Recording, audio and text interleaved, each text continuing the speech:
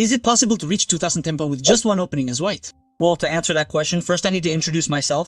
I'm Miya, for those who don't know me. I have a 2200 rapid rating here on Chester.com. And I always try to help all my subscribers reach the coveted 2000. However, on this journey, I end up receiving many comments from people asking me for opening videos. And man, the opening being something very personal, something that varies from person to person, I don't end up making many videos related to this topic. However, in today's video, I'm going to show you an opening that is simply perfect, regardless of your playing style. Whether it's a more aggressive game, a more strategic one, positional or solid, because it has gambits, tactics, and aggression, but also depending on your playing style, it can be solid, positional, or strategic.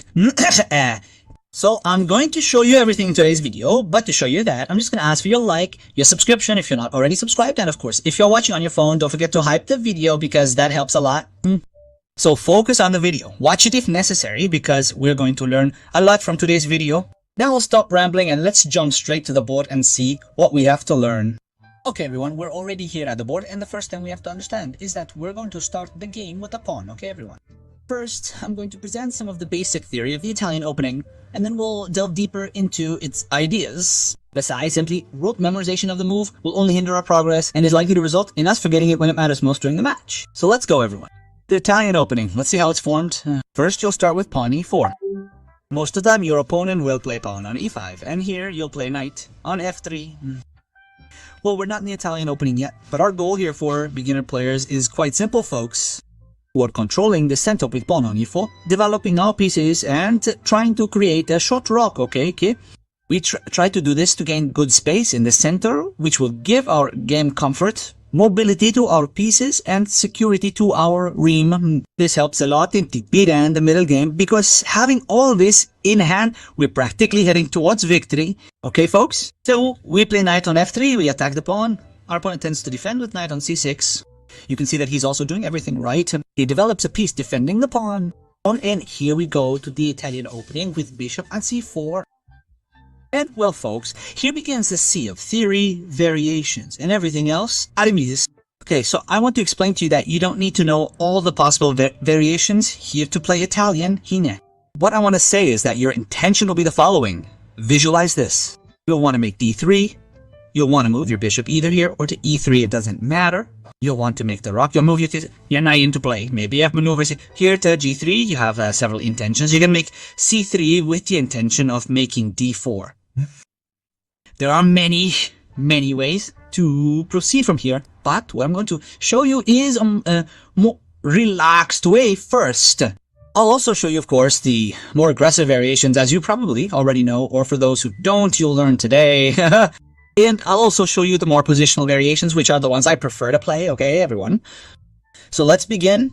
And well, everyone, let's go. Let's first understand how we're going to position our pieces during the game, right, everyone? Speaking of a more solid position right now, we can start with e4. Your opponent will play e5. You'll play knight f3. And remember that your opponent needs to play knight c6, okay? My opponent played knight f6. Can I play bishop c4? You can, but this isn't the Italian anymore. This is a gambit within the Petrove defense opening. In other words, this isn't the Italian anymore, okay? The Italian only happens when your opponent plays knight c6. Then you play your bishop c4, and your opponent will develop in 1000 ways, right? If he develops with knight f6 1000, what can I do here? d3 solidifies the position. If he develops with bishop c5, what do I do? d3 develops the position. You're supporting central control here, opening a diagonal for your bishop to develop and improving your position in every possible way. And of course, you want to rock here, right? Oh my, but if he tries to attack me by playing queen f6, d3. Of course, in this specific position, d3 isn't the best move. The best move is knight c3 with the intention of making knight d5. But the d3 move here isn't bad just because it's not the best. This move is great. You're better off here with the d3 move. And I'm talking about the d3 move because I want to say that you don't need to know the theory to be better in the position. By making logical moves, you'll already be better off. To sum it up, everyone, we're going to move our pawn right here to the d3 square. Let's go. We're going to move our pawn here to d3, supporting central control, freeing up development squares for my bishop, and intending to do a short rocking. when your opponent plays bishop c5, which is what you'll normally see. Of course, your opponent can also play bishop e7, but it doesn't make much difference. You'll do the rocking and you can see how everything is following what I always tell you, which is central control, piece development, and keeping the king safe. Okay, so here we go. My knight went to e4. Sorry, my pawn went to e4. My knight went to f3. My bishop went to c4. Now I have a pawn on d3, capturing the pawn on e4. And we realize that we're just developing our pieces, and suddenly we're playing the theory we don't even need to study. In other words, we've already rocked. What else is there to develop? My opponent rocks in here. For example, you can already play a knight on c3. Easy. There's no need to know the theory. That's the point of theory. And it's not because you needed to study it to get it right. Just follow the basic principles of the game and you'll already be fitting the theory into the game. In other words, knight on c3 is the move. Your opponent plays d6. And here comes the first little trick I wanted to talk about with you, which is this. When your opponent plays d6 and the bishop is here on c5, you can analyze that this bishop has no square to go to. Il ani. In other words, here you can move the knight to a4 at will, because when the bishop returns, which is what your opponent will usually do, because if he does nothing, you can capture and double this move, leaving this horrible structure. For him, leaving this. So normally your opponent will return to the bishop, and then you capture, and then you can say you'll have a pair of bishops. So this is very important. It's the first little move we can mention in case your opponent plays bishop to d6, but it's up to you. If you don't know the move, of course, if you forget at the time, bishop to g5 is the move we're developing, and we'll keep going, man. There's nothing to say. h6 returns the bishop, and we'll keep going like this until the end of the game. Your opponent's bishop to g4, you play h3. If he captures, you recapture. And from here on, okay, everyone? In essence, I want to emphasize that you can play quite comfortably, focusing on developing your pieces. We've already reached move number 10 after all. I don't want you to memorize 10 theoretical moves. There's no need to memorize all that. We're still in the theoretical phase. We're on the machine move. We have 100% accuracy here. But, of course, I didn't do anything surprising. I just followed what the position demands. And I want you to try to understand this during the game, because that way we'll understand more about the Italian war itself than about its theory.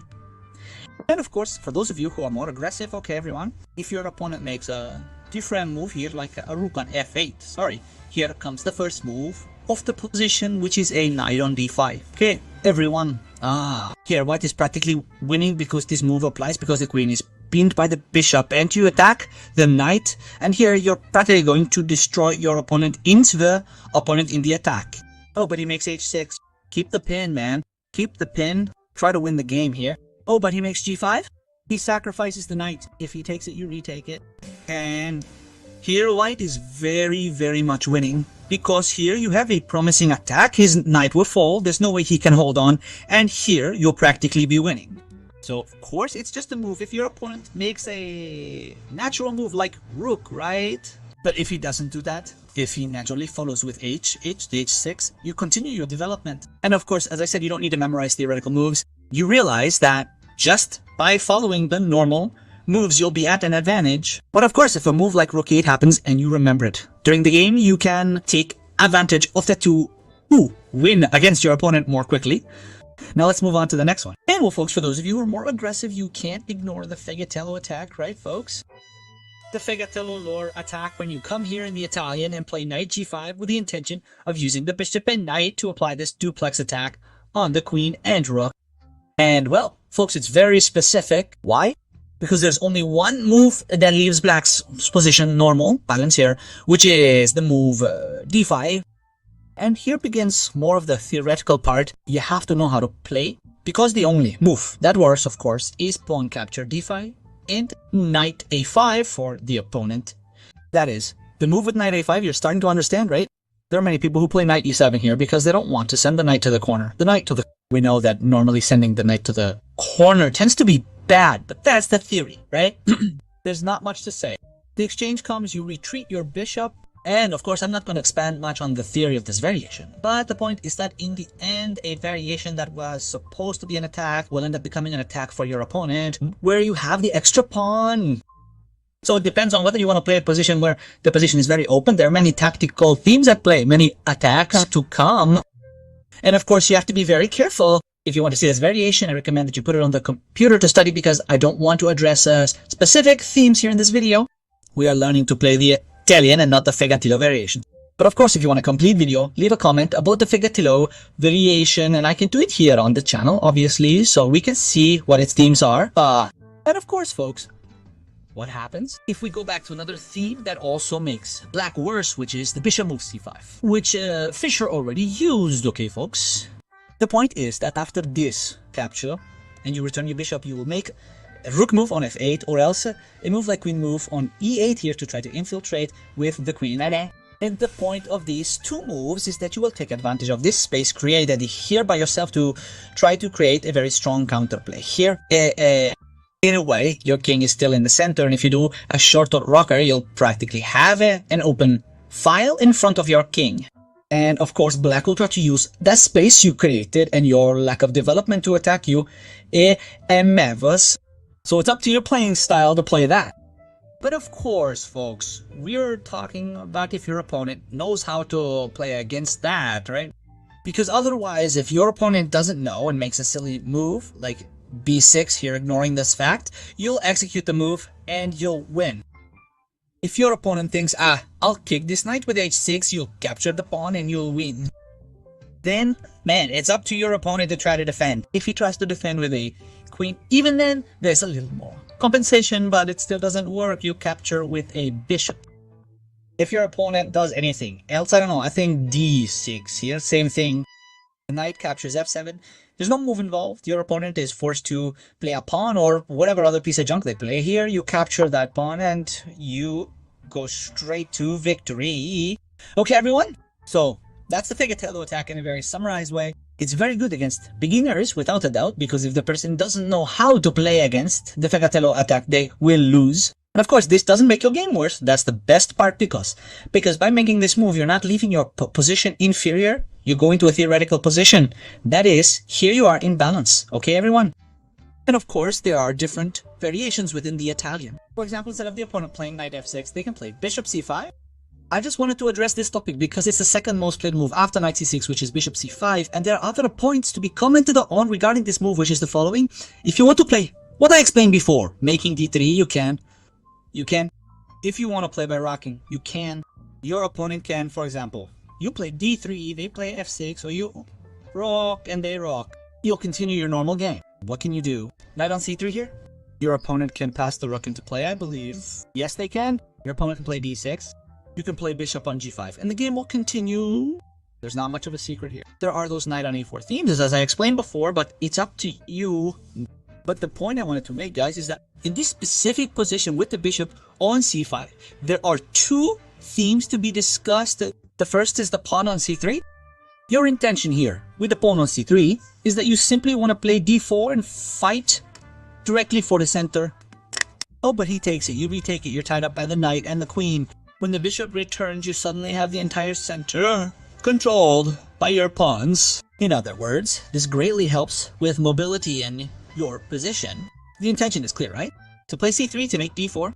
In this position, there's also a gambit very well known to you, which is the Evans gambit, where you play b4 with the intention that if your opponent takes that pawn, you'll play c3, your opponent will play bishop to a5, and here in this position, you'll play queen b3, and God bless your opponent for trying to defend these themes, right? There's not much to say here. And well, folks, of course, these are gambit themes, but the point I wanted to make about the Italian is very simple, folks. Development, try to get your pieces into play, and in the middle game, is where you'll manage, try to improve your pieces, and move forward. I truly hope it's clear to you all now exactly how the Italian system works here today. Obviously, if you want to expand more on the Italian opening, I have videos here on the channel playing the Italian opening in my step-by-step series from 0 to 2000. And you can also, on your own, put it on Stockfish to study a specific variation and, of course, above all, play the opening. Because what will put you in the most comfortable position within the opening is playing it in practice, and over time you will get used to it, you will learn about the variations, and you will improve over time. I really hope you enjoyed this video. Leave a like, subscribe if you haven't already, hype the video if you're watching on your phone, and thank you very much for watching until the end. See you in the next video, and bye-bye.